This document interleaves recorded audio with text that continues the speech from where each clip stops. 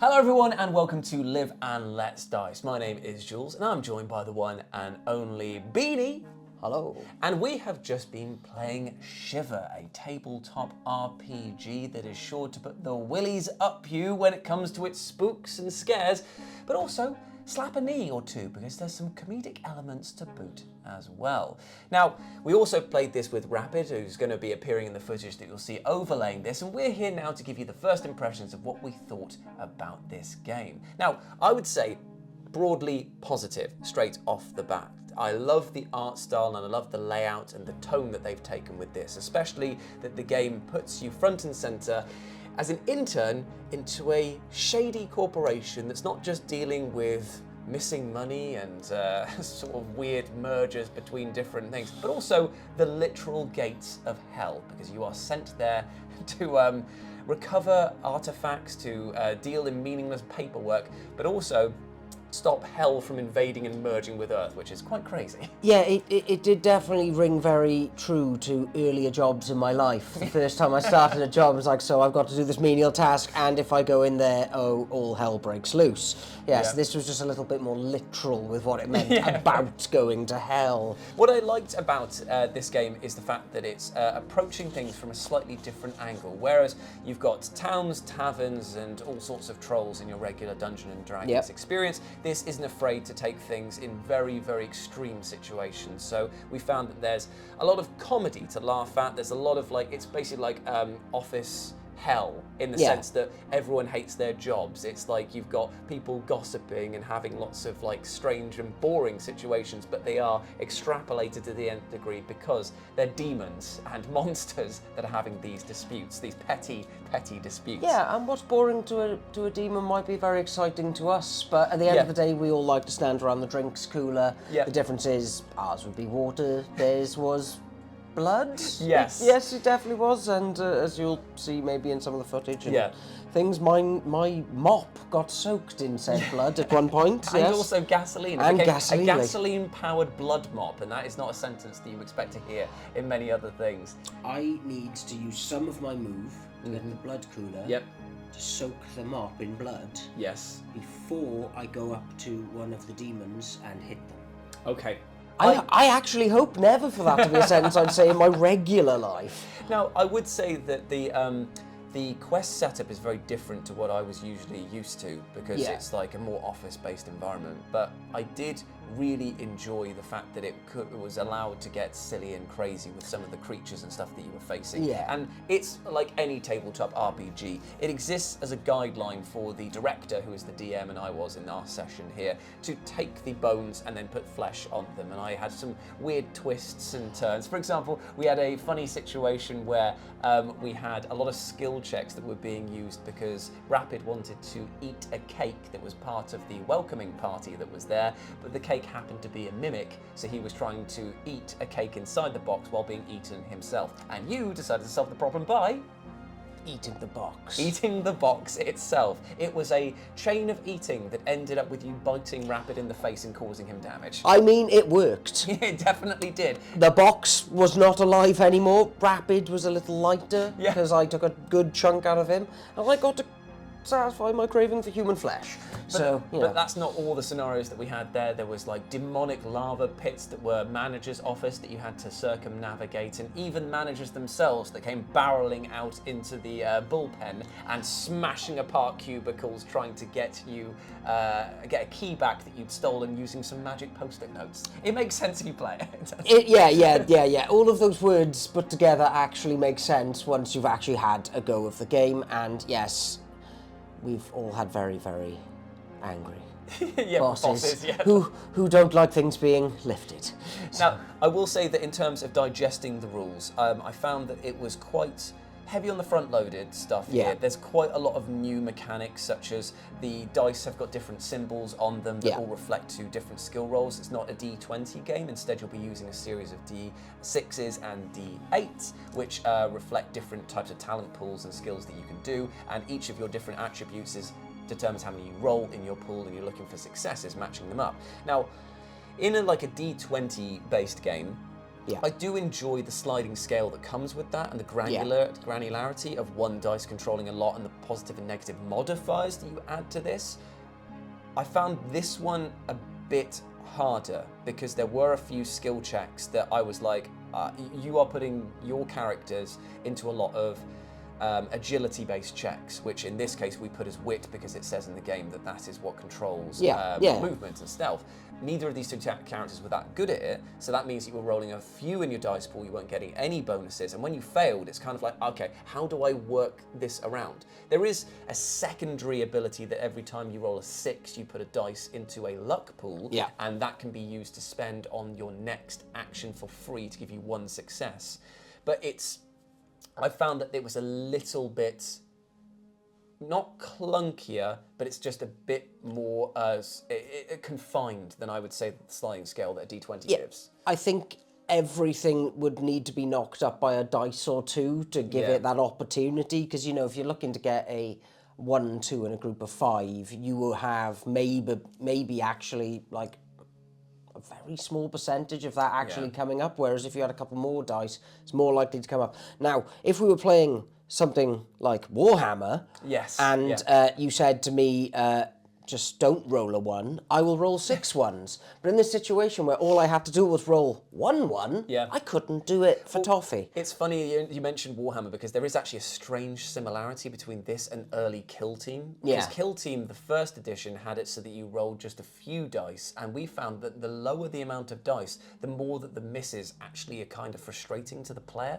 When you're rolling in the current edition of Kill Team, you're rolling nearly 3 times the amount of dice in some situations. Yeah, very much and so. Therefore, you have a greater chance of success. And success is what drives players forward. At the end of the day, the person who's controlling it, the DM, the director, they want you to succeed more than anything else. Yes, you want to have fun. Whereas this time, there was quite a fair few times where I was like, I'm having to rewrite the rules on the fly in order for you to get around some of the problems that have presented itself because of how the dice system works. Especially when you add in extra elements, like every time you roll a different talent dice, which is a D8, you'll sometimes get strange symbols and weird events that'll be going on that tick up a doomsday clock, and if that goes up, even more bad things happen to you. So it felt like you're stacked against the player quite a lot.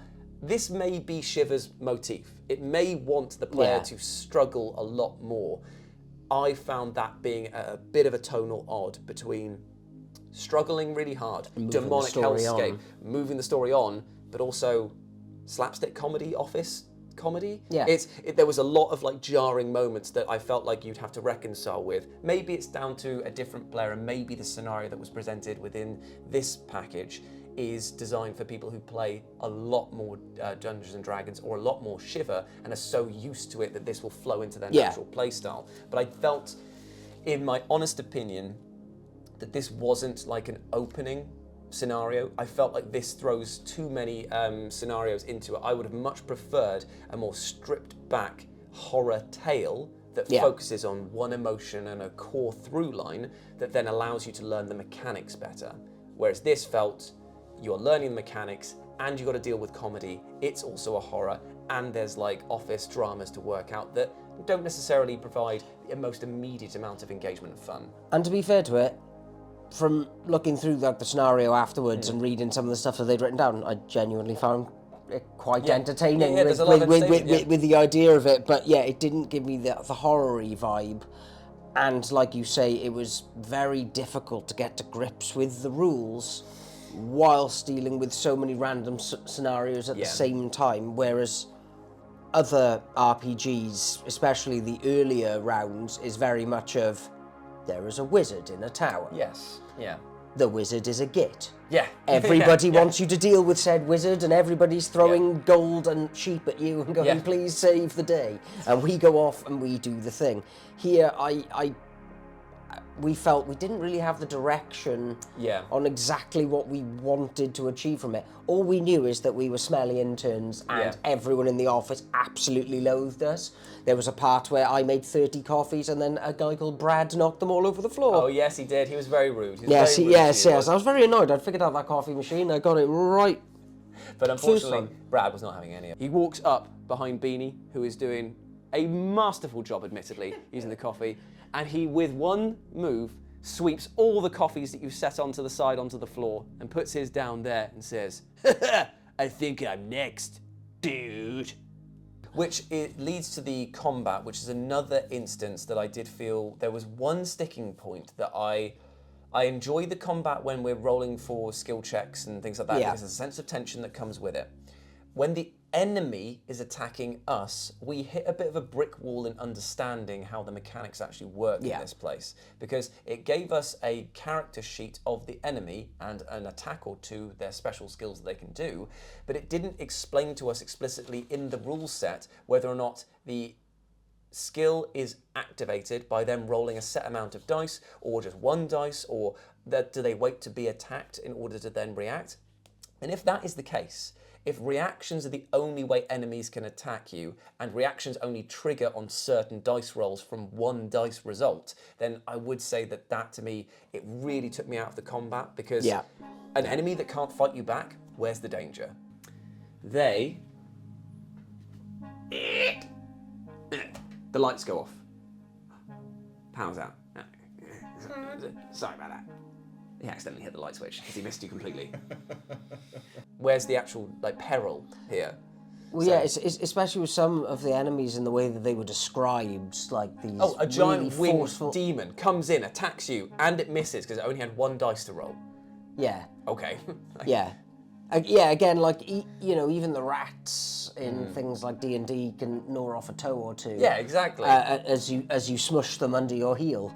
Yeah. They did feel a bit toothless for how cool and scary the art made them look. And the art is one of the strongest it's suits. definitely one of my favourite parts of all of it. I think that the presentation, the actual delivery of this is very nice. The aesthetics is very, very good. I just feel now, because we've got one of the safety squirrel, who was our little AI here. But I think that as with most of these tabletop RPGs, it basically just gives you the bones to work off of. And we had the most fun when we were arguably just having a bit of a chill time in between the story beats, doing silly stuff.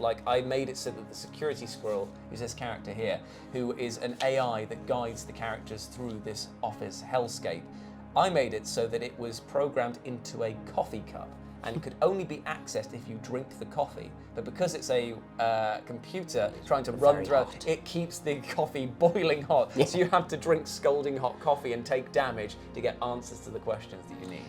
Yeah, and I thought that was a really nice little change, and I liked the fact that he was 500 years old and he'd never left that coffee table. Yeah, he'd just been at that coffee table for 500 years, and yet he was still such a well-rounded fellow. Yeah. Yeah. All in all, though, I do think that Shiver is a game that has a huge amount of potential, and it's us as new players that probably lack the understanding to make the most of the environment right here and now.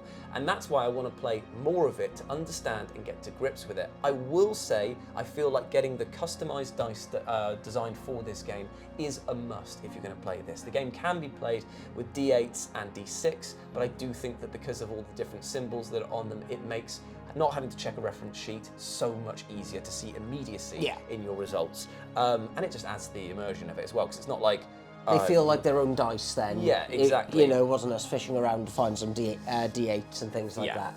But I do feel like there is a huge amount of potential here. I want to try another scenario. I want to get Rapid back on again, and I want to try it maybe with a bigger group as well and see how they all find it. There's tons of them. I was reading through their back catalogue. They have done absolutely loads of different versions of Shiver. This is the one that is coming out, is going to be presented as a full product with a whole list of different stories and things like that within this universe called Sinergy. Yeah. And again, loved that minor pun with it and the fact that it's spelled Sin, G. Yeah.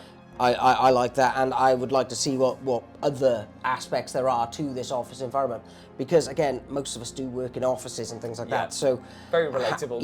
Having that kind of relatable content was quite a laugh, and the certain characters come out. I was like, yeah, I know that guy. I've worked with that guy. We've all met. We've all met some of the characters that we came along in there, and that was a lot of fun. Indeed. But yeah. I feel like we need to do more. Yeah, I feel like there's something that we want to explore more. So hopefully, if you're looking at picking up Shiver or have already played it yourselves, put your opinions down in the comments section because we'd love to hear from that community. And if you want to see us play it, then maybe you'll be seeing us do a live stream on this in the near future because yes, that's right, we are experimenting with going live for battle reports and other bits of content. But if you want to support Shiver as well, you can go down into the description links and you'll find links to the newest project. And I want to say big thank you to the devs who have actually sent us over this advanced copy for us to test out and play. You'll see lots of weird spliced moments here. Hopefully they'll make a modicum of sense, and I hope that you have got a modicum of enjoyment watching our little first impressions of this. But as always, I've been Jules, this has been Beanie, and we'll speak to you soon. Bye. Bye.